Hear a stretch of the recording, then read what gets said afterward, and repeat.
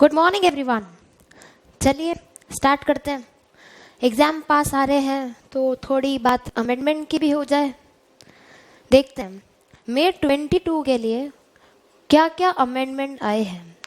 वैसे तो अमेंडमेंट्स बहुत कम है और है तो भी उनका इफेक्ट इतना मेजर नहीं है as compare to every year. जितने अमेंडमेंट्स आते हैं इस बार उससे थोड़े कम आए हैं, फिर भी करने तो है ही। एग्जाम के लिए तो अमेंडमेंट्स आर मोस्ट इम्पॉर्टेंट।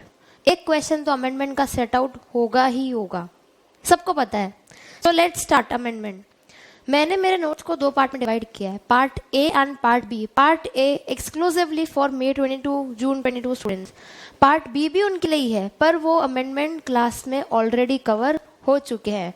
तो नवंबर 21 के स्टूडेंट्स को पार्ट ए और बी दोनों पढ़ने हैं, पर मई 22 स्टूडेंट्स अगर पार्ट ए पढ़ ले तो भी चलेगा, पर क्योंकि दोनों पार्ट्स एक साथ एक जगह हो जाने चाहिए इसीलिए मैंने इनको एक ही पीडीएफ में कंबाइन कर दिया। ठीक है, चलिए स्टार्ट करते हैं। छोटा सा ही अमेंडमेंट है, सारे अमेंडमेंट वैसे ही छोटे हैं तो फटाफट करते हैं, हो जाएगा, ऐसे कोई लोड की बात नहीं। चलिए पार्ट ए एग्जेम्पशंस देखते हैं। एग्जेम्पशंस में क्या अमेंडमेंट आया। एग्जाम्पशंस में हमने हमारे नोट्स को कैसे डिवाइड किया था, services to government, services by government, ऐसे अलग अलग कैटेगरीज बना दी थी, रिलीजियस, चैरिटेबल सर्विसेज ऐसे। तो सर्विसेज टू गवर्नमेंट में क्या अमेंडमेंट आया।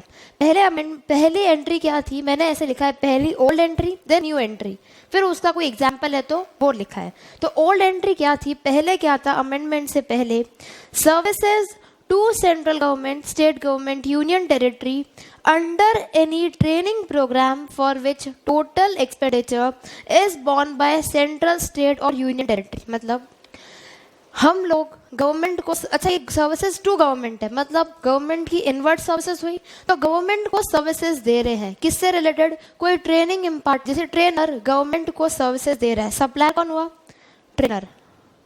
सर्विसेज किसको दे रहा है, गवर्नमेंट को। ट्रेनिंग की सर्विसेज दे रहा है, गवर्नमेंट को दे रहा है, चाहे गवर्नमेंट के एम्प्लॉइज को दे रहा है, पर लायबल टू पे कंसिडरेशन कौन हुआ, गवर्नमेंट हुई, तो इसलिए रिसिपिएंट कौन हुई, गवर्नमेंट। और सप्लायर कौन हुआ, फॉर एग्जांपल ट्रेनर। और उसका टोटल खर्चा, पूरा का पूरा एक्सपेंडिचर अगर गवर्नमेंट बियर करती है तो उस चीज में गवर्नमेंट ने क्या कर दिया, एग्जेम्पशन डाल दिया, मतलब जीएसटी नहीं लगेगा।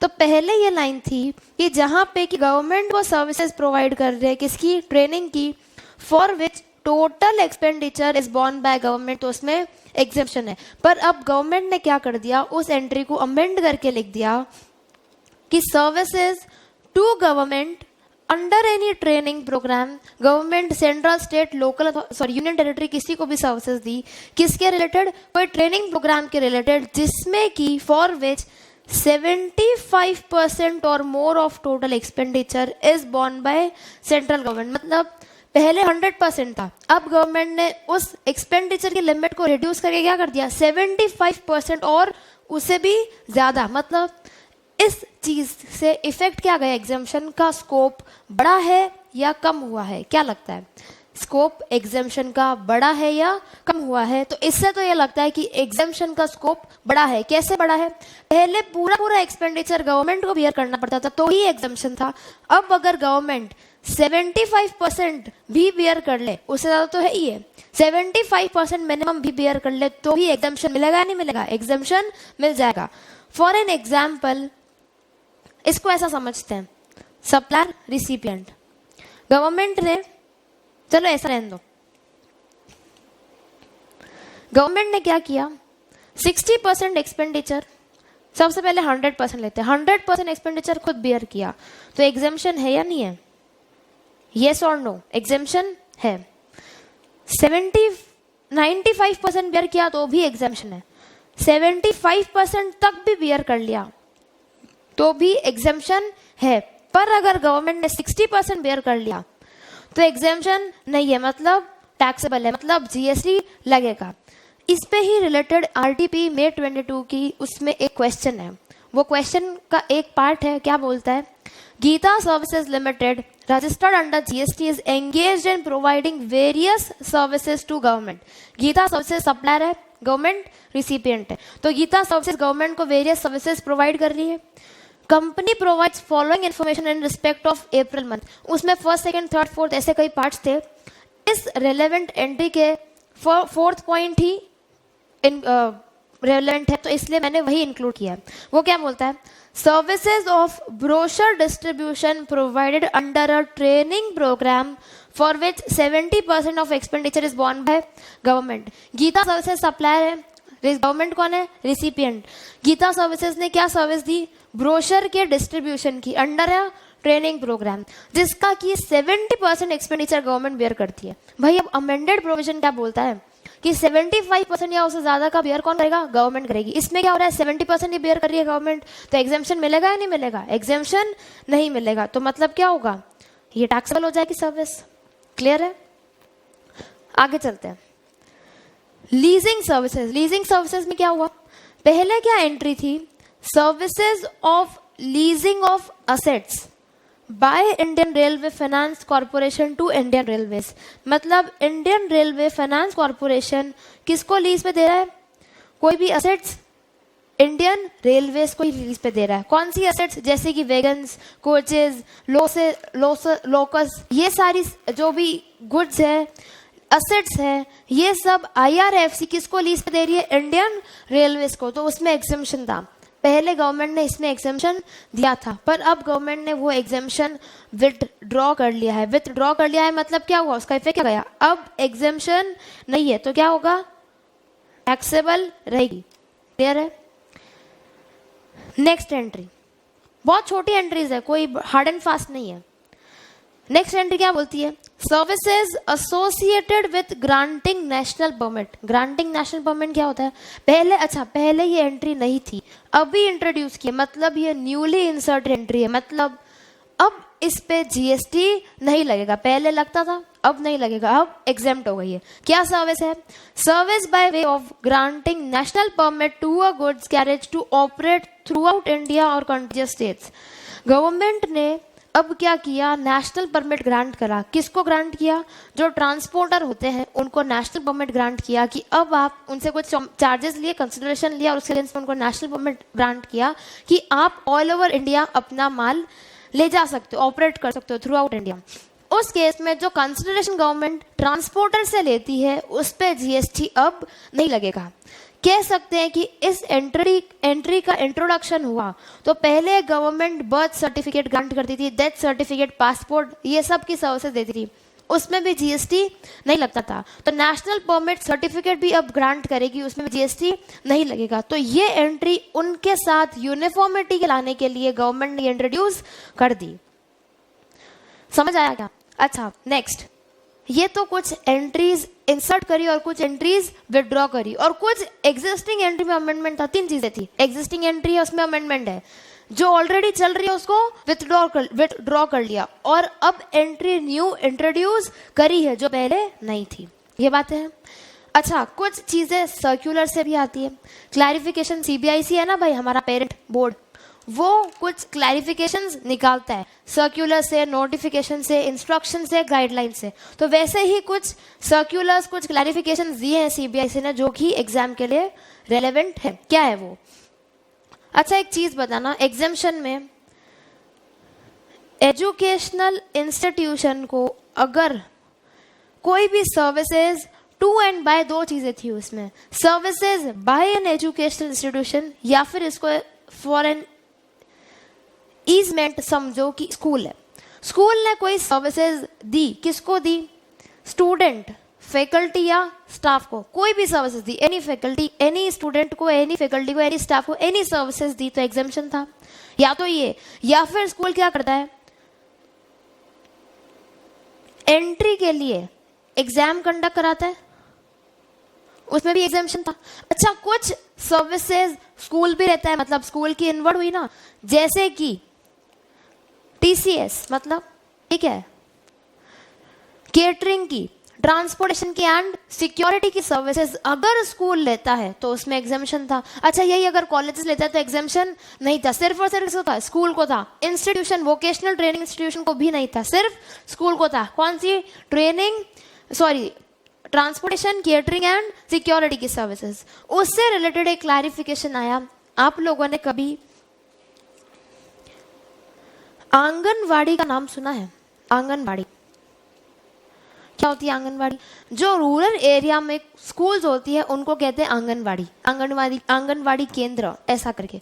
तो क्लैरिफिकेशन गवर्नमेंट से ये मांगा गया कि क्या इन आंगनवाड़ी को भी स्कूल्स मानेंगे या नहीं मानेंगे, और अगर इनको एजुकेशनल इंस्टीट्यूशन इनको स्कूल्स मानेंगे तो ये भी कोई ट्रांसपोर्ट, केटरिंग की सर्विसेज, सिक्योरिटी की सर्विसेज कहीं से लेते हैं तो एग्जेम्पशन मिलेगा नहीं मिलेगा, मतलब इस एंट्री में आएगी या नहीं आएगी आंगनवाड़ी, क्या लगता है? तो समझ ही लेते हैं गवर्नमेंट ने क्या क्लैरिफिकेशन दिया कि आंगनवाड़ी को कोई भी सर्विसेज दी एजुकेशन इंस्टीट्यूशन मानेंगे तो उस पे एग्जाम्पशन मिलेगा या नहीं मिलेगा? कोई भी सर्विसेज नहीं, सॉरी, अगर आंगनवाड़ी कोई सर्विसेज देता है कि स्टूडेंट, फैकल्टी या स्टाफ को, तो उसमें एग्जाम्पशन है। और वहां वो कैसे लेता है, किससे रिलेटेड? TCS, ट्रांसपोर्ट, केटरिंग या सिक्योरिटी से रिलेटेड, तो उसमें भी एग्जाम्पशन है। वैसे ये मैं एंट्री का कुछ पार्ट ही बता रही हूँ, और भी काफी एग्जाम्पशन थे इस एंट्रीज में, सब पॉइंट्स थे, ठीक है। एक और क्या क्लैरिफिकेशन मांगा गया, स्कूल्स में मिड डे मील का कंसेप्ट बहुत प्रेवलेंट है। कैसे? मिड डे मील क्या होता है? गवर्नमेंट ने एक मिड डे मील स्कीम निकाली जिसकी पूरी फंडिंग कौन करता है? गवर्नमेंट ही करती है। अच्छा, कुछ गवर्नमेंट ही करती है, चलो पहले ये बताओ, क्या लगता है ये चीज केटरिंग में आके एग्जेम्पशन मिलेगा या नहीं मिलेगा? अच्छा, ऐसा भी होता है काफी बार, गवर्नमेंट तो फंड करती है, समझ में आता है, पर कंपनीज को CSR की भी रिक्वायरमेंट फुलफिल करनी पड़ती है। तो गवर्नमेंट कंपनीज क्या करती है, बड़े बड़े डोनेशन वाले कॉर्पोरेट डोनेशंस देती है मिड डे मील स्कीम के नाम से, तो क्या उसमें भी एग्जेम्पशन मिलेगी? तब गवर्नमेंट ने क्या क्लैरिफाई किया, whether services of food in schools under midday meal scheme would be exempt if supplies are funded by government or corporate donation। इसमें दो चीजों का एग्जाम्पशन का पूछा है, एक तो supply of food in anganwadi, और एक और क्या पूछा है कि अगर स्कूल में फूड सर्विंग की किसने, मिड डे मील की स्कीम में किसने, गवर्नमेंट ने या फिर कॉर्पोरेट डोनेशन ने, तो एग्जाम्पशन मिलेगा या नहीं मिलेगा? तो एंट्री नंबर 66 में पढ़ा था कि food to a school including preschool provides, तो उसमें एजुकेशन इंस्टीट्यूशन मानेंगे उसको, तो एग्जाम्पशन मिलेगा नहीं मिलेगा? मिल जाएगा।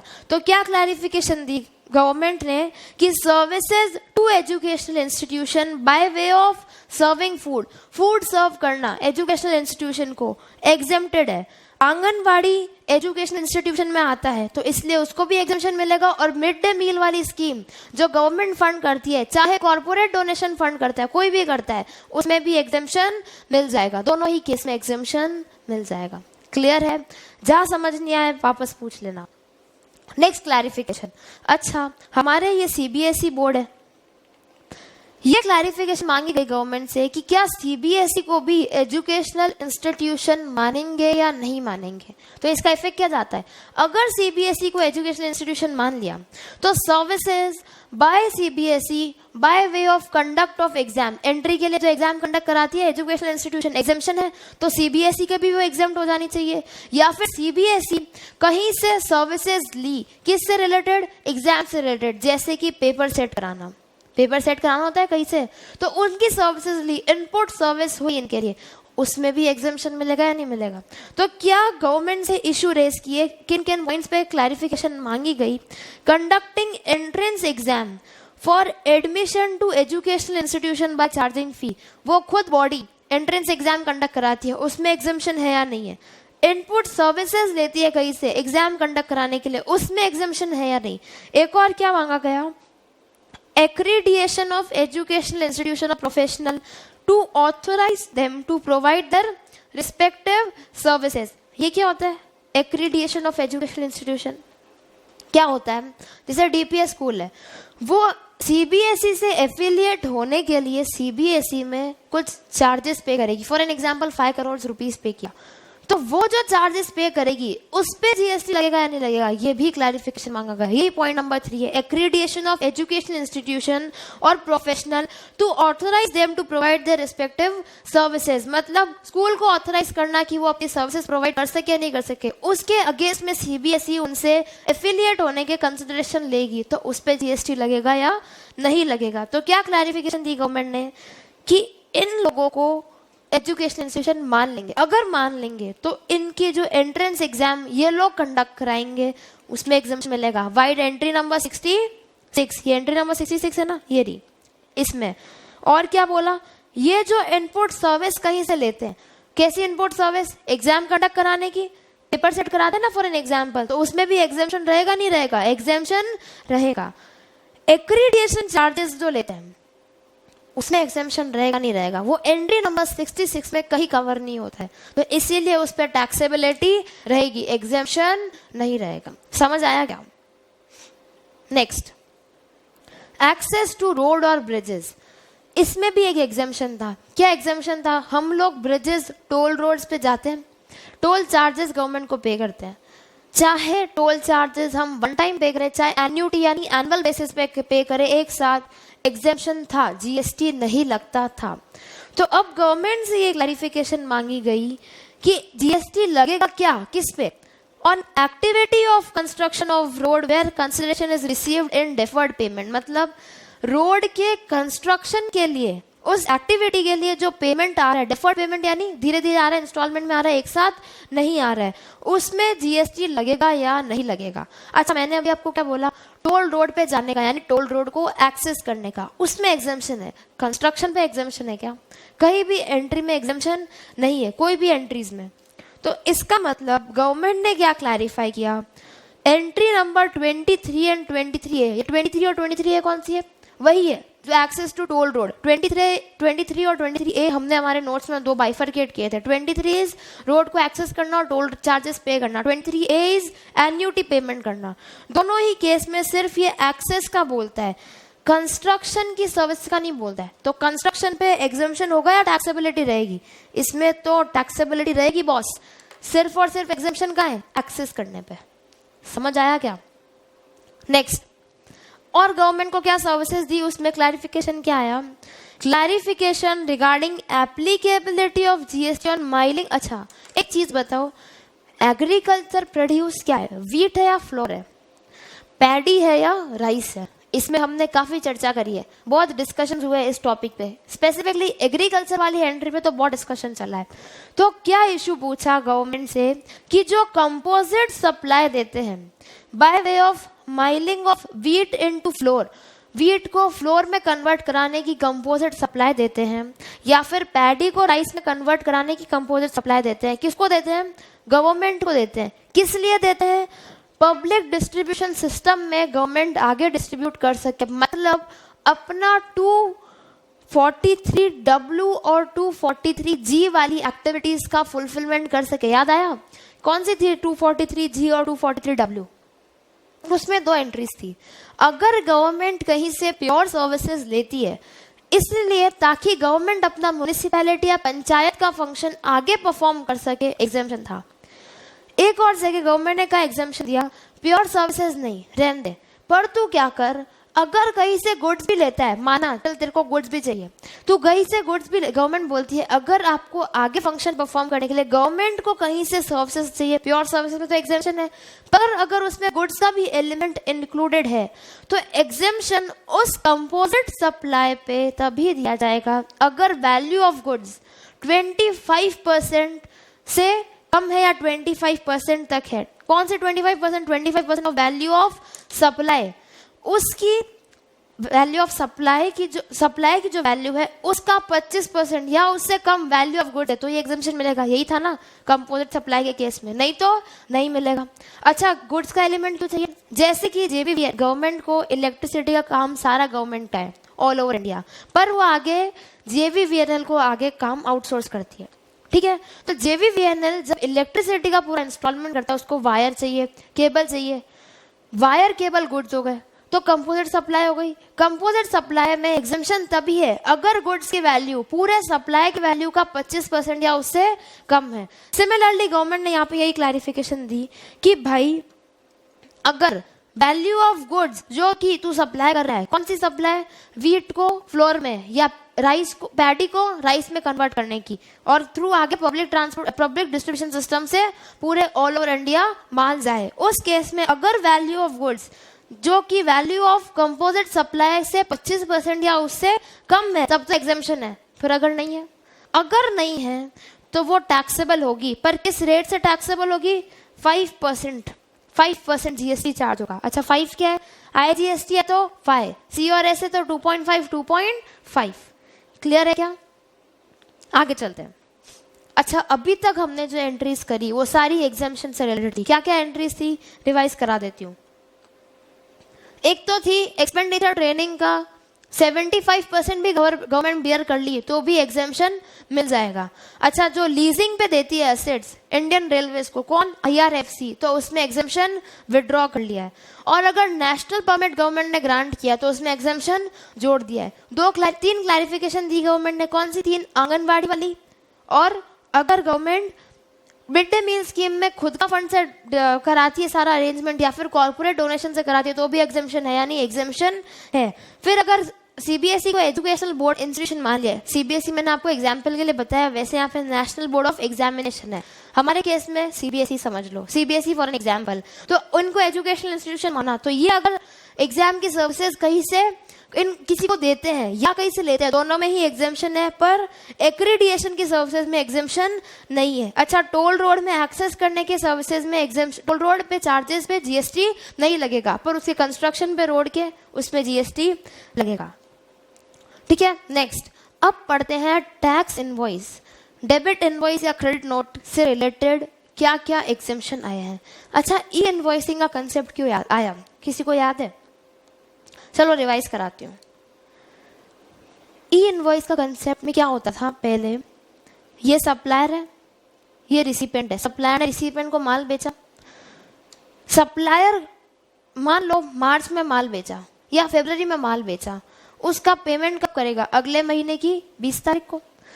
उस टाइम पीरियड में सप्लायर के पास काफी टाइम पीरियड रह जाता था, वो इनवॉइस को अमेंड कर सकता था। अमेंड यानी हटा सकता था, कम कर सकता था। अच्छा हर इंसान चाहता है मेरी आउटपुट लाइबिलिटी कम हो, इनपुट टैक्स ज्यादा हो। भाई चोरी तो हर कोई करना चाहता है, मैं नहीं कहती चोरी करनी है, पर जितना पेमेंट गवर्नमेंट को बनता है उतना तो करो, तुम तो उतना भी नहीं करते। तो सप्लायर क्या करता था? इनवॉइस गायब कर देता था। अब गवर्नमेंट ई इनवॉइस का कंसेप्ट लेके आई। क्या कंसेप्ट है ई इनवॉइस का? गवर्नमेंट बोलती है सप्लायर को, भाई देख तूने क्या इनवॉइस बनाया या किया, ई इनवॉइस के पोर्टल पे उसको चढ़ा यानी उधर डाल, और फिर वो पोर्टल ई इनवॉइस का पोर्टल आगे ई वे बिल का पोर्टल और जीएसटी पोर्टल में ऑटो पॉपुलेट कर देता था डिटेल। अब जब गवर्नमेंट को रियल टाइम बेसिस पे सारी इंफॉर्मेशन आने लगी इनवॉइस की, तो चोरी होने की बात ही नहीं अराइज होती। पर ये ई इनवॉइस की एप्लीकेबिलिटी की भी कुछ थ्रेशोल्ड लिमिट थी। सबसे पहले जब ई इनवॉइस का कंसेप्ट आया तो लिमिट रखी 500 करोड़, फिर लिमिट रिड्यूस कर दी 100 करोड़, आज की डेट में लिमिट है 50 करोड़। और अब आपको आगे की बात बताती हूँ। अब 1 अप्रैल जो गया है, वैसे ही आपके एग्जाम के लिए रेलेवेंट नहीं है, पर जनरल नॉलेज के लिए बताती हूँ कि 1 अप्रैल से लिमिट कर दी है 20 करोड़। हमें एग्जाम में क्या रखनी है? 50 करोड़।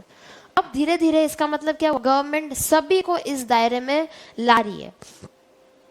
तो थ्रेशोल्ड लिमिट क्या थी? प्रीसीडिंग फाइनेंशियल ईयर में अगर किसी aggregate turnover in any of the preceding financial year from 17-18 onward, यानी 2017 में जब जीएसटी आया वहां से लेके आज तक, अगर एग्रीगेट टर्नओवर कोई भी साल में 50 करोड़ से ज्यादा हो गया तो मेरे पे ई इनवॉइसिंग की एप्लीकेबिलिटी लग जाएगी। पर कब इशू करना ई इनवॉइस? सिर्फ और सिर्फ अगर सप्लाई में किसको कर रही हूँ? रजिस्टर्ड पर्सन है सामने, मतलब B2B सप्लाई, नॉट B2C, या फिर मैं माल एक्सपोर्ट कर रही हूँ।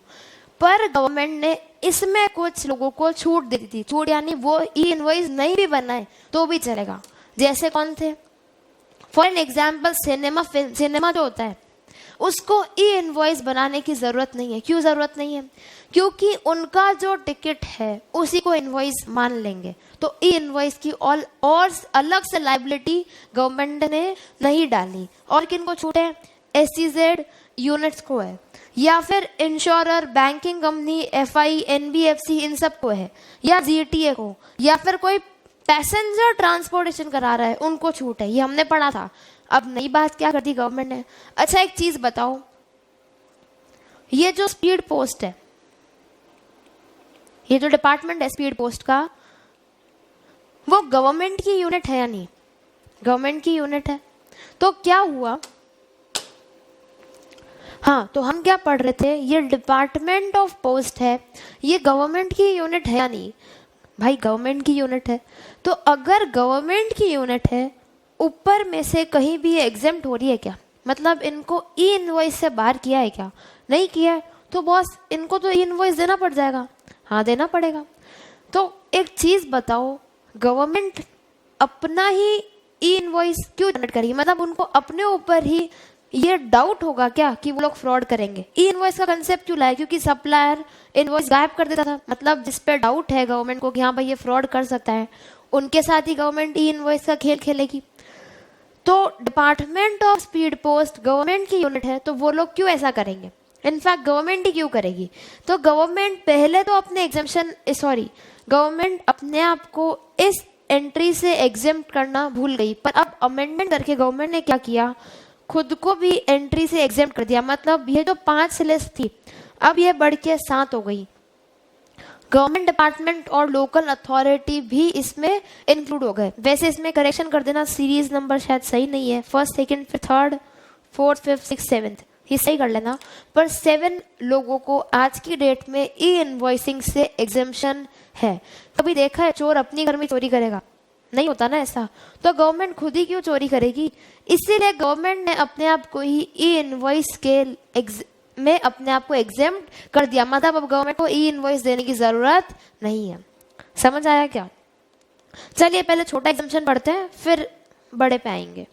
रजिस्ट्रेशन, उस चैप्टर में और क्या एग्जाम्पशन आया? वैसे इस चैप्टर में एग्जाम्पशन वाली कोई बात ऐसी है नहीं कि आया है। क्या है, पढ़ते हैं। अच्छा एक चीज बताओ, हमने पढ़ा था रजिस्ट्रेशन चैप्टर में क्या क्या चीजें होती है? रजिस्ट्रेशन लेना, उसके बाद आता है अमेंडमेंट करवाना, फिर आता है कैंसिलेशन, फिर आता है सस्पेंशन, फिर आता है रिवोकेशन। एक तरीके से शादी समझ लो। कैसे शादी? रजिस्ट्रेशन यानी शादी हुई, अमेंडमेंट यानी हस्बैंड वाइफ में लड़ाई झगड़ा, नोक जोक, जो भी समझो वो हुई।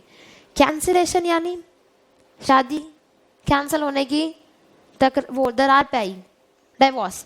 सस्पेंशन यानी क्या? सस्पेंशन गवर्नमेंट क्या करती है, जहाँ पे हम लोग डिवोर्स देते हैं 6 महीने का टाइम पीरियड देती है कि आप लोग एक दूसरे के साथ रह सकते हो या नहीं रह सकते हो वो देखना। मैंने क्लास में भी समझाया था, इसको कहते हैं सस्पेंशन, वैसा समझ लो। और रिवोकेशन यानी पुनर्शादी, किसी और से शादी हुई। तो रिवोकेशन ऑफ कैंसिलेशन में हमने पढ़ा था कि प्रॉपर ऑफिसर ने अगर सियो मोटो यानी खुद से रजिस्ट्रेशन कैंसिल कर दिया तो हम रिवोकेशन के लिए अप्लाई कर सकते हैं। पर कितने दिन में? 30 दिन में। टाइम पीरियड था ना 30 दिन के अंदर अंदर। प्लस फर्दर एक्सटेंशन कौन कर सकता है? एडिशनल कमिश्नर या फिर जॉइंट कमिश्नर। कितने दिन का? 30 दिन का। प्लस फर्दर एक्सटेंशन कमिश्नर और कर सकता है। Commissioner, joint commissioner, additional commissioner से ऊपर होता है पोस्ट में, तो वो और फर्दर एक्सटेंड कर सकता है। मतलब टोटल कितना टाइम पीरियड था हमारे पास? 90 दिन का टाइम पीरियड था कि हम लोग रिवोकेशन के लिए अप्लाई कर सकते हैं। वैसे ये चीज पहले भी पढ़ी हमने, पर अब क्या अमेंडमेंट आया? भाई कोई अमेंडमेंट नहीं आया, पर ये चीज सेक्शन में लिखी थी, रूल्स में ये नहीं लिखा था। तो रूल्स में भी अब ये लिख दिया है। मतलब रूल्स को और सेक्शंस को एक दूसरे के साथ पैरेलल लाने के लिए, यूनिफॉर्मिटी पे लाने के लिए दोनों में ही अब अमेंडमेंट कर दिया है। इसका इफेक्ट क्या गया? 30 दिन में आप अप्लाई करो, नहीं हुआ और सफिशिएंट रीजन है आपके पास, तो एडिशनल कमिश्नर या जॉइंट कमिश्नर 30 दिन के लिए फर्दर एक्सटेंशन ग्रांट कर देगा। और फिर कमिश्नर को भी लगता है तो वो भी और आगे 30 दिन के लिए एक्सटेंशन ग्रांट कर सकते हैं। मतलब टोटल टाइम पीरियड कितना हुआ आपके पास? 90 दिन। अच्छा इसमें एक आरटीपी का क्वेश्चन है। क्या क्वेश्चन है, पढ़ते हैं। Mister x of Haryana intends to start business of supply of building material to various construction sites in Haryana. Mister x है बंदा हरियाणा का, वो सप्लाई करता है माल हरियाणा में ही कंस्ट्रक्शन साइट्स में। उसने वॉलंटरी रजिस्ट्रेशन लिया अप्रैल महीने में। However, he has not commenced business till December. पर उसने दिसंबर तक बिजनेस स्टार्ट ही नहीं किया क्योंकि उसके पास वर्किंग कैपिटल नहीं है। तो प्रॉपर ऑफिसर ने सीओ मोटो रजिस्ट्रेशन कैंसिल कर दिया। अच्छा, हमने पढ़ा था कि प्रॉपर ऑफिसर कब कब कैंसिलेशन सीओ मोटो कर सकता है, जिसमें कि एक लिमिट ये भी थी कि अगर बंदे ने, सॉरी ये लिमिट नहीं थी, लिमिट ये थी कि अगर बंदे ने, यहाँ पे मुझे मिल नहीं, हाँ ये रहा, he has not commence business within 6 months from date of registration, मतलब 6 महीने के अंदर अंदर अगर डेट ऑफ रजिस्ट्रेशन से मैंने बिजनेस कमेंस नहीं किया तो प्रॉपर ऑफिसर सीओ मोटो कैंसिलेशन कर सकता है रजिस्ट्रेशन का। ठीक है भाई। तो अब हमें पूछा गया है कि क्या प्रॉपर ऑफिसर ने जो एक्शन लिया सीओ मोटो का वो वैलिड लिया या नहीं लिया। तो इसमें क्या लिखेंगे, उसने रजिस्ट्रेशन कब लिया था, अप्रैल में, दिसंबर तक उसने बिजनेस स्टार्ट नहीं किया, 6 महीने हो गए, भाई प्रॉपर ऑफिसर ने तो सही किया रजिस्ट्रेशन कैंसिल करके। अब मिस्टर एक्स ने रिवोकेशन के लिए अप्लाई किया after 40 days from date of service of order, 40 दिन बाद किया। वैसा टाइम पीरियड क्या है, 30 दिन। डिपार्टमेंट ने क्या बोला कि रिवोकेशन सिर्फ और सिर्फ 30 दिन के अंदर अंदर ही कर सकते हैं, पर मिस्टर एक्स ने बोला कि नहीं भाई, अगर मैं एप्लीकेशन सबमिट कर दूं और सफिशिएंट रीजन बता दूं तो इस टाइम पीरियड को फर्दर एक्सटेंड किया जा सकता है। हमें पूछा गया कि क्या डिपार्टमेंट सही है या मिस्टर एक्स सही है। तो इसका आंसर कैसे लिखोगे, सबसे पहले क्या पूछा है हमसे कि क्या प्रॉपर ऑफिसर ने जो एक्शन लिया वो वैलिड है या नहीं। तो उसके लिए हमें सबसे पहले सेक्शन 29 समझाना पड़ेगा कि कौन कौन सी सिचुएशंस है जिसमें सीओ मोटो प्रॉपर ऑफिसर रजिस्ट्रेशन को कैंसिल कर सकता है, जिसमें कि एक सिचुएशन है 6 महीने में बिजनेस स्टार्ट नहीं किया। तो इस केस में मिस्टर एक्स ने स्टार्ट नहीं किया तो प्रॉपर ऑफिसर ने जो सीओ मोटर कैंसिल किया वो वैलिड किया या नहीं किया, वैलिड किया। अब पर मिस्टर एक्स ने रिवोकेशन के लिए अप्लाई कर दिया। रिवोकेशन में हमने पढ़ा है 30 दिन के अंदर अंदर अप्लाई करो। मिस्टर एक्स ने कब अप्लाई किया, 40 दिन में, पर हमने ये भी पढ़ा है 30 दिन में अप्लाई तो कर दिया, इसको फर्दर एक्सटेंड कर सकता है कौन, जॉइंट कमिश्नर या एडिशनल कमिश्नर। कितने दिन के लिए, 30 दिन के लिए अगर रीजन सही है, और फिर कमिश्नर और एक्सटेंड कर सकता है 30 दिन के लिए।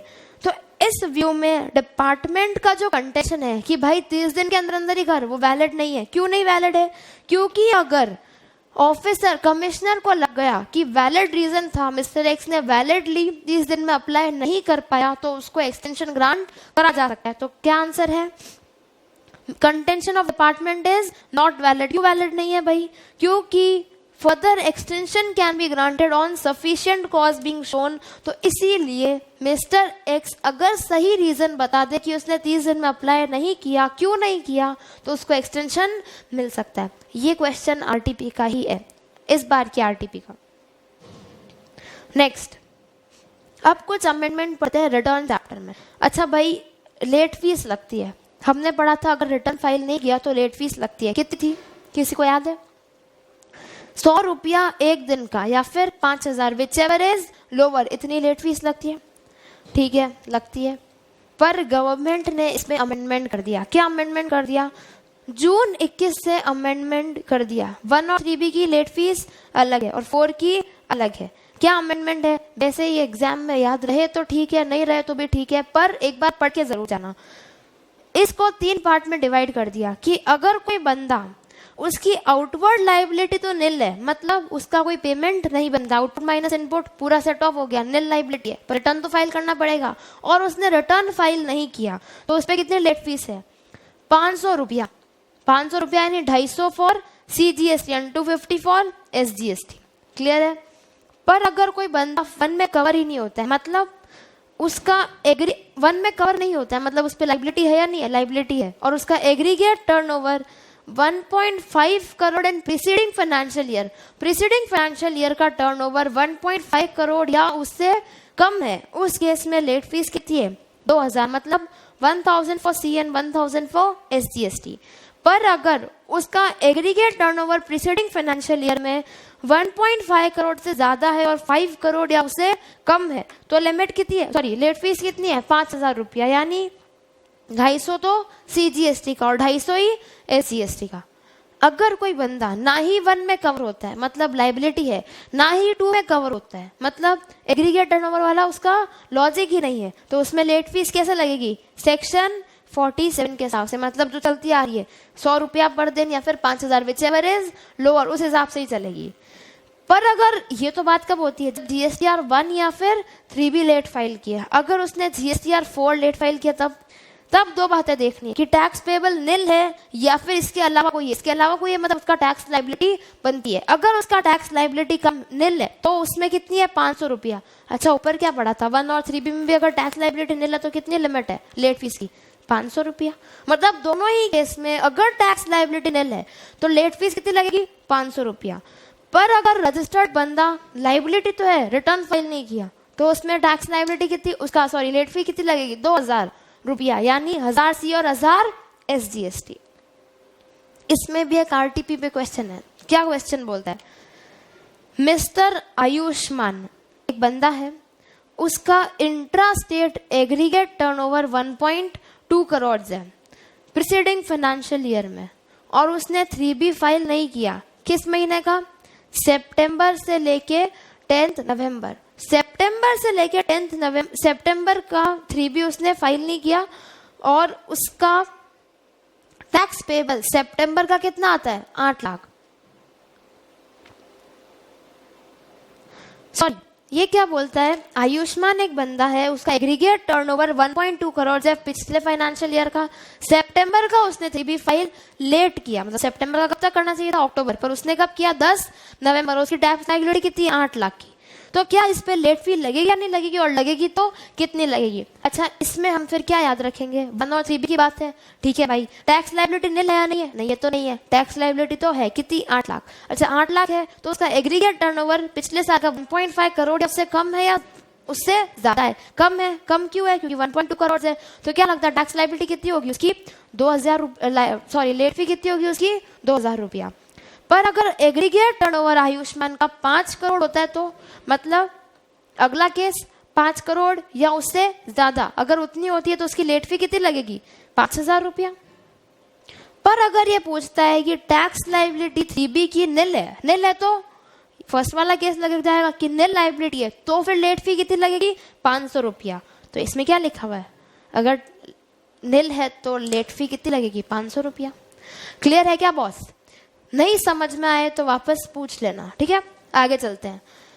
अब एक कंसेप्ट आता है एनुअल रिटर्न का। वो क्या कंसेप्ट है पढ़ते हैं, चलिए पढ़ते हैं। एनुअल रिटर्न में क्या अमेंडमेंट आया। अच्छा एक बात बताओ, एनुअल रिटर्न इशू कब होता है, सॉरी कब फर्निश होता है, किसको फर्निश करना पड़ता है, किसको नहीं करना पड़ता और क्यों करना पड़ता है। वैसे तो हम जैसे फाइनेंशियल ईयर 21-22 की बात करें तो 1 अप्रैल से 31 मार्च 22 तक हम लोग पीरियोडिकली रिटर्न तो फाइल करते ही है ना, चाहे मंथली करो चाहे क्वार्टरली करो, कैसे भी रिटर्न तो फाइल करते ही हैं। फिर गवर्नमेंट एनुअल रिटर्न का कंसेप्ट क्यों लाई।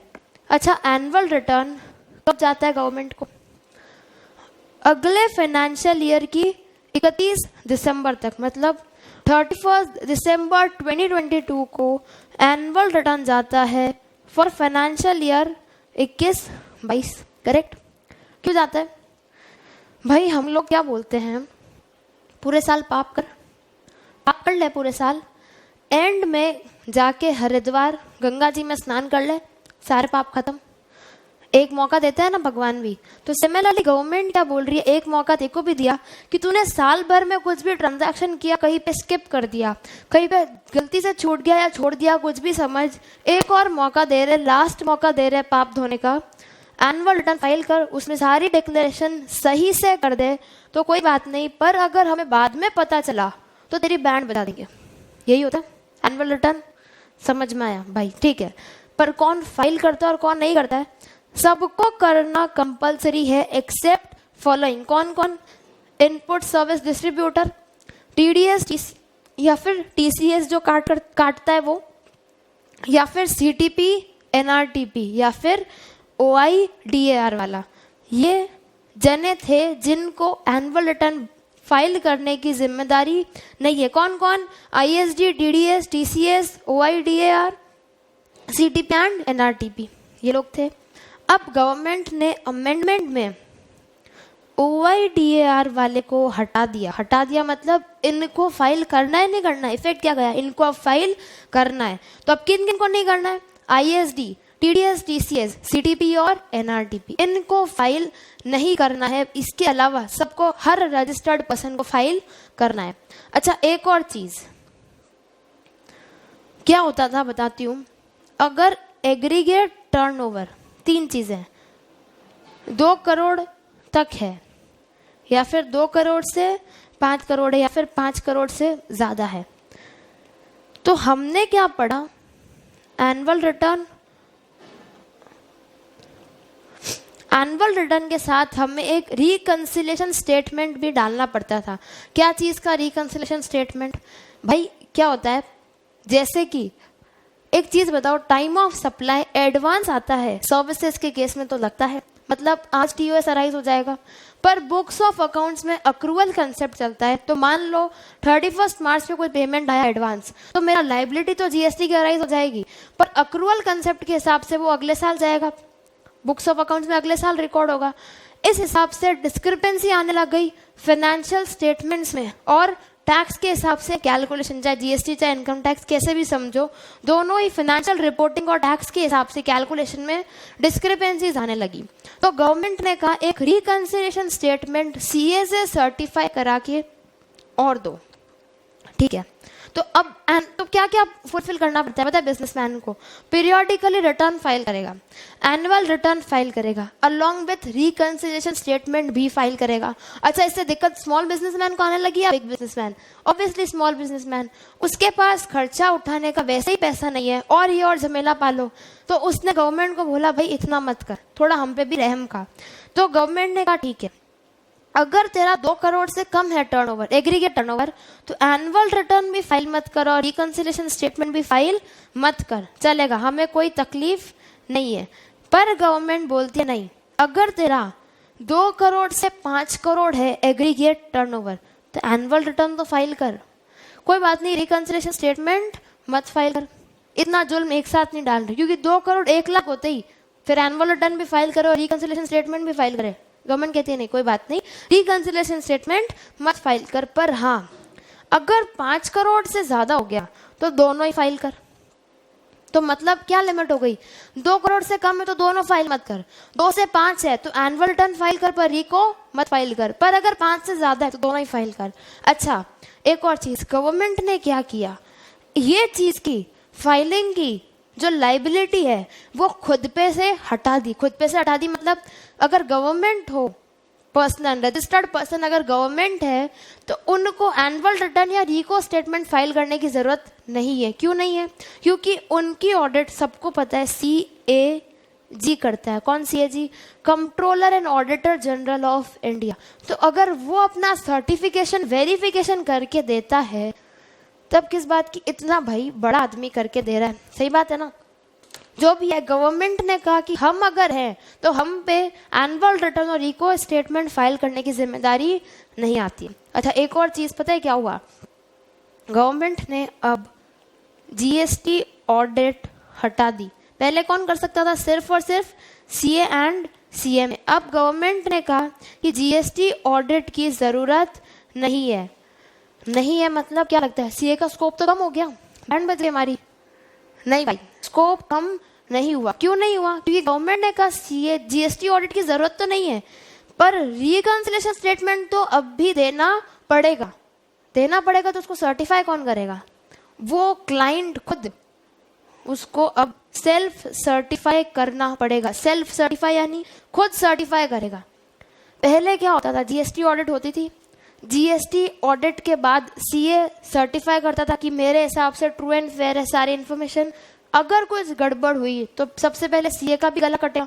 अब गवर्नमेंट ने क्या कहा कि GST ऑडिट हटा दी, तो रिकंसिलिएशन स्टेटमेंट देना है, CA पैसा उतना के उतना लेगा क्लाइंट से, पर अब रिकंसिलिएशन स्टेटमेंट सेल्फ सर्टिफाई करेगा। कौन करेगा, क्लाइंट खुद सर्टिफाई करेगा।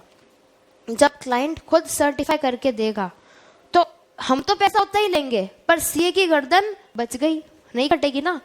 तो आज की डेट में गवर्नमेंट ने अब क्या अमेंडमेंट किया है एनुअल रिटर्न में, वो पढ़ते हैं। सबसे पहला अमेंडमेंट तो OYDAR को एनुअल रिटर्न फाइल करने की एग्जेम्पशन में से हटा दिया, मतलब अब इनको एनुअल रिटर्न फाइल करना ज़रूरी है। और क्या किया, एनुअल रिटर्न में एक सेल्फ सर्टिफाइड रिकंसिलिएशन स्टेटमेंट और डालना पड़ेगा। सेल्फ सर्टिफाइड डालना भी कौन करेगा, क्लाइंट करेगा, जिसमें कि वो क्या होगा, रिकंसाइलिंग वैल्यू ऑफ सप्लाईज जो कि रिटर्न में डिक्लेयर करी और ऑडिटेड फाइनेंशियल स्टेटमेंट में, मतलब फाइनेंशियल स्टेटमेंट में क्या वैल्यू आ रही है और वही आपकी रिटर्न में आ रही है, नहीं आ रही, GST टैक्स पर्पस के हिसाब से, दोनों का रिकंसिलिएशन करेगा, सेल्फ सर्टिफाई करके देगा। कमिश्नर में ऑन रिकमेंडेशन ऑफ काउंसिल, और कमिश्नर क्या कर सकता है, काउंसिल की रिकमेंडेशन हो कुछ और लोगों को एग्जेम्पशन दे सकता है from filing of annual return अगर उनकी मर्जी हो तो। और provided that nothing in this section shall apply to, इस सेक्शन में किसको अप्लाई नहीं होगा, department of central government, state government या लोकल अथॉरिटी, जिनकी की बुक्स कौन ऑडिट कर रहा है, controller and auditor general, CAG of India अगर उनकी बुक्स ऑफ अकाउंट ऑडिट कर रहे हैं तो उन पे इस चीज की कंप्लायंस नहीं आएगी, मतलब ना ही एनुअल रिटर्न फाइल करना है, ना ही रिको स्टेटमेंट फाइल करना है। समझ आया या नहीं आया? नहीं आया तो पूछ लेना। नेक्स्ट, अब एक और ई-वे बिल में बड़ा अमेंडमेंट क्या आया, ई-वे बिल में जो अमेंडमेंट आया इसके ऊपर 2 एग्जाम्पल इंस्टीट्यूट ने दिए हैं। एक तो by way of statutory updates ही दे दिया और एक RTP में भी दे दिया, 2 एग्जाम्पल दे दिए बेचारी इंस्टीट्यूट ने। क्या क्या दिए? अच्छा एक चीज बताओ, पहले क्या होता था, XYZ एक सप्लायर है, वो सप्लाई करता है ABCD 4 रिसिपिएंट को माल सप्लाई करता है, ठीक है, करता है। पर क्या होता था, for an example blocking of e-way bill का कंसेप्ट था। क्या था वो कंसेप्ट, कि अगर सब, पहले हम कंसेप्ट ही पढ़ते हैं, no person shall be allowed to furnish information in part A in respect of following registered person, मतलब चाहे सप्लायर चाहे रिसिपिएंट अगर डिफॉल्टर है, उसने कुछ डिफॉल्ट किया है रिटर्न फर्निश करने में, तो उनको ई-वे बिल फर्निश करने की लाइबिलिटी नहीं आती थी, मतलब ई-वे बिल ब्लॉक हो जाता था। उसमें भी अमेंडमेंट है। क्या अमेंडमेंट है? पहले क्या था, कंपोजिशन बंदा जिसने कि क्वार्टरली स्टेटमेंट 2 कंसेक्यूटिव क्वार्टर्स के फाइल नहीं किए हैं तो वो ई-वे बिल जनरेट नहीं कर सकता था। अब अमेंडमेंट क्या आ गया इसमें, ऐसा कंपोजिशन पर्सन जिसने कि क्वार्टरली स्टेटमेंट 2 टैक्स पीरियड के फाइल नहीं किए हैं, पहले क्या था 2 कॉन्जिक्यूटिव क्वार्टर्स वर्ड था, अब इसको हटा के टैक्स पीरियड कर दिया, तो उनको अब ई-वे बिल जनरेट नहीं कर सकते वो लोग, अगर वो डिफॉल्टर, मतलब इसका मतलब ये होगा ना वो डिफॉल्टर है। और क्या था, कोई बंदा रेगुलर स्कीम में उसने 2 महीने से रिटर्न फाइल नहीं किए, या फिर वो रेगुलर स्कीम में उसने GSTR 1 फाइल नहीं किया, या फिर उसका रजिस्ट्रेशन रूल 21A में सस्पेंड हो गया, बाकी सारी बातें सेम है। तो इसका मतलब क्या हुआ, अगर कोई डिफॉल्टर सप्लायर रिसिपिएंट कोई भी था तो वो ई-वे बिल पहले जनरेट नहीं कर सकता था। अब इस केस में क्या होता है, पढ़ते हैं। XYZ सप्लायर है, वो सही है, डिफॉल्टर नहीं है। ए जो रिसिपिएंट है वो भी सही है, अपने GSTR 1 टाइमली फाइल करता है, 3B सब टाइमली फाइल करता है। बी जो है वो डिफॉल्टर है। कैसा डिफॉल्टर है, उसने 2 महीने का, फॉर एन एग्जाम्पल, बहुत इजी एग्जाम्पल समझो, अगर रेगुलर स्कीम में है और 2 महीने का रिटर्न फाइल नहीं किया, C भी डिफॉल्टर है और D भी डिफॉल्टर है। अच्छा, तो पहले क्या होता था, ई-वे बिल जो जनरेट करना है, किसको जनरेट करना है, XYZ को। ई-वे बिल सप्लायर भी जनरेट कर सकता है, रिसिपिएंट भी और ट्रांसपोर्टर भी, तीनों जनरेट कर सकते हैं। अब सप्लायर को ई-वे बिल जनरेट करना होता था तो वो A का तो जनरेट कर सकता था, पर B, C और D इनका ई-वे बिल जनरेट नहीं कर सकता था क्योंकि ब्लॉकिंग हो जाती थी। ये ऊपर पढ़ा ना, चाहे सप्लायर हो चाहे रिसिपिएंट हो, दोनों ही केस में, मतलब चाहे डिफॉल्ट सप्लायर ने किया चाहे रिसिपिएंट ने किया, ई-वे बिल ब्लॉक हो जाता था। तो XYZ गवर्नमेंट को जाके बोला कि भाई B, C और D ने अगर फुलफिलमेंट नहीं किया तो मेरी क्या गलती, मेरा ई-वे बिल क्यों रोका हुआ है, फिर मैं डिफॉल्ट में आ जाऊंगा ना, मैंने थोड़ी कुछ किया, उन्होंने किया, आप उनसे लो बदला। तो गवर्नमेंट को बात समझ में आ गई, गवर्नमेंट ने क्या बोला, ठीक है समझ आ गया, मतलब अब ब्लॉकिंग तो होगी ई-वे बिल की, पर किसके लिए होगी, सिर्फ और सिर्फ डिफॉल्टर सप्लायर का आउटवर्ड सप्लाई, मतलब B, C और D अगर आउटवर्ड सप्लाई करते हैं तो इनके केस में ही ये 3 ही ई-वे बिल बना नहीं सकते। विच मीन्स अगर XYZ ने कोई डिफॉल्ट ही नहीं किया तो वो तो ई वे बिल बना सकता है।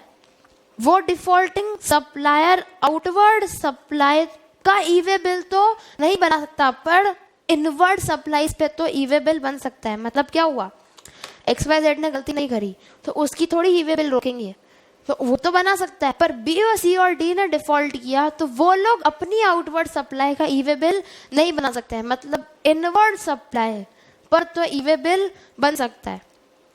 पहले क्या होता था, every GSTN of block tax payer वो ई वे बिल ना ही एज सप्लायर ना ही एज रिसिपिएंट जनरेट कर सकते थे। मतलब पहले BCD के केस में अगर BCD डिफॉल्टर है तो XYZ ई वे बिल जनरेट नहीं कर सकता था, चाहे वो सप्लायर है डिफॉल्टर चाहे रिसिपिएंट डिफॉल्टर है, कोई भी नहीं जनरेट कर सकता था। पर अब क्या हुआ, रिलैक्सेशन दे दिया गवर्नमेंट ने, ये बोला कि ई वे बिल तो इनवर्ड सप्लाईज का तो जनरेट हो सकता है पर आउटवर्ड सप्लाईज का नहीं हो सकता। आउटवर्ड सप्लाई यानी B, C और D की आउटवर्ड सप्लाई उन्होंने डिफॉल्ट किया ना, तो उनकी आउटवर्ड सप्लाई का जनरेट वो लोग नहीं कर सकते, पर XYZ तो अपनी आउटवर्ड सप्लाई का कर सकता है। मतलब BCD की इनवर्ड सप्लाई, उसका तो ई वे बिल जनरेट हो सकता है। एग्जाम्पल से समझते हैं। Mister X, a registered person paying tax under regular scheme in Delhi, एक रजिस्टर्ड पर्सन है, वो दिल्ली में टैक्स पे करता है, has not filed GSTR for last 2 months। ए कौन है, सप्लायर है, उसने लास्ट 2 महीने से GSTR 1 फाइल नहीं किया। Mister B of Haryana wants to generate e way bill of goods supplied to mister A। मतलब मिस्टर B सप्लायर है यहाँ पे और मिस्टर A कौन है, रिसिपिएंट, और मिस्टर A ने ई वे बिल रिटर्न फाइल नहीं किया 2 महीना से। तो पुराने प्रोविजन के हिसाब से तो B जो A को माल बेच रहा है उसका ई वे बिल जनरेट नहीं कर सकता था, पर अब अमेंडमेंट आ गया तो उसमें क्या बोला हुआ है, there is no restriction on generation of e way bill. Restriction नहीं है, क्यों नहीं है, क्योंकि मिस्टर B तो रेगुलर सप्लायर है, सही से रिटर्न फाइल करता है, उसकी क्या गलती, तो वो तो ई वे बिल बना सकता है। पर अगर मिस्टर A माल आगे मिस्टर H को बेचता है, मिस्टर A ने डिफॉल्ट किया है, तो मिस्टर A जो H को माल बेचेगा उस सप्लाई पे, उसकी A की आउटवर्ड सप्लाई पे A ई वे बिल नहीं बना सकता। E way bill will be blocked, ये लिखा हुआ है ना, ब्लॉक्ड, ऑल्दो उसने आउटवर्ड सप्लाई, क्यों नहीं, क्योंकि उसने आउटवर्ड सप्लाई का GSTR 1 2 महीने तक फाइल नहीं किया। किसने नहीं किया, A ने। तो A जो आउटवर्ड सप्लाई करेगा उसका ई वे बिल नहीं बना सकता, पर मिस्टर B तो A का बना ही सकता है। एक और क्वेश्चन May 22 की RTP में क्या आया, शंभू एक ट्रेडर है जो कि होलसेल बिजनेस में एंगेज्ड है। नंदी GST में रजिस्टर्ड है, रेगुलर सप्लायर है, रेगुलर रिटर्न फाइलर है। उसने बल्क में टॉयज किसको सप्लाई किए, शंभू को। किसने सप्लाई किए, नंदी ने, ठीक है।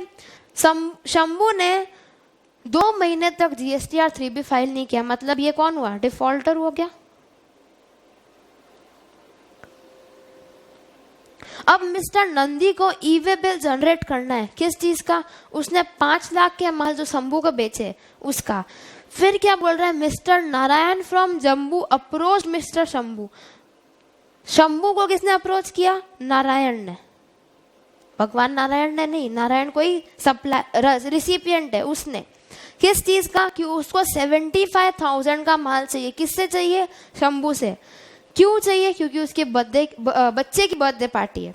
तो शंभू ने ई वे बिल जनरेट कर दिया नारायण को जो माल बेचा। अब हमें पूछना है कि क्या नंदी और शंभू ई वे बिल बना सकते हैं, नहीं बना सकते। तो क्या लिखेंगे इसमें, पहले के प्रोविजन के हिसाब से तो नहीं बना सकते हैं, पर अब के प्रोविजन के हिसाब से नंदी जो शंभू को माल बेचेगा उसमें तो बना सकता है, पर शंभू जो नारायण को बेचेगा उसमें नहीं बना सकता है। मतलब ये लिखा हुआ है,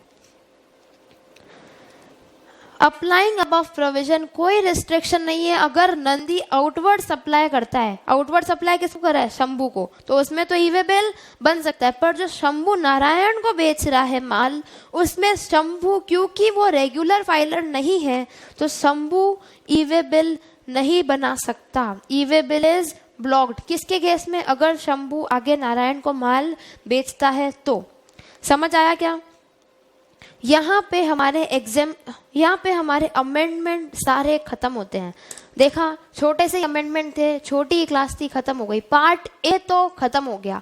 अब पार्ट बी सिर्फ और सिर्फ जो नवंबर 21 के स्टूडेंट्स थे वो पढ़ ले तो चलेगा। मई 22 वालों को पढ़ने की ज़रूरत नहीं है, क्योंकि वो क्लास में ऑलरेडी कवर हो गए हैं। पर अगर कोई पढ़ना चाहे तो मना नहीं है, प्रसाद मिल रहा है, बांट लो। ठीक है, पार्ट बी करते हैं।